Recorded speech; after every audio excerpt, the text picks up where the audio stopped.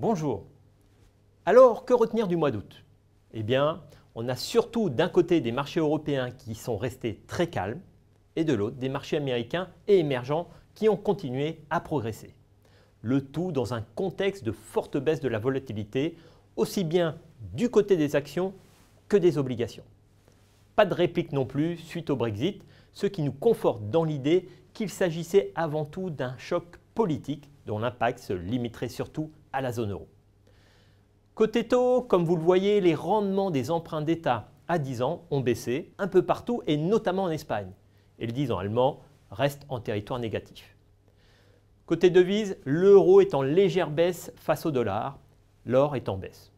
Enfin, le pétrole revient doucement mais sûrement vers les 50 $. En zone euro, la croissance du deuxième trimestre est conforme aux prévisions. Et les indicateurs, climat des affaires, chômage et crédit bancaire restent dans l'ensemble plutôt bien orientés. Pour l'instant, le Brexit n'a pas d'impact notable sur la croissance. Aux États-Unis, l'emploi va de mieux en mieux. La consommation et l'investissement des ménages restent soutenus et les mises en chantier de logements sont en hausse. Bref, l'économie va bien. Au final, le risque de ralentissement évoqué il y a quelques mois s'éloigne. En Chine, les signaux sont plus contrastés. Mais nous tablons toujours sur une stabilisation de l'économie. Le pays a évité le pire grâce aux mesures budgétaires et monétaires prises l'an passé. Mais il en faudra sûrement d'autres pour rassurer les marchés. Au Japon, la croissance est en légère hausse au deuxième trimestre, mais l'ensemble reste très fragile. Les dépenses de consommation sont en baisse, l'inflation est faible et l'investissement en berne. Du coup, les investisseurs attendent un nouveau stimulus fiscal dans les prochains mois. Nous tablons toujours sur une croissance mondiale autour de 3% en 2016 et elle sera tirée par la consommation des pays développés. Cet été, nous avons gardé un biais prudent dans nos allocations. Et pour la rentrée, nous allons favoriser la diversification internationale. On reste bien positionné sur la zone euro. La reprise est bien enclenchée et la BCE est bienveillante. On garde aussi nos actions américaines.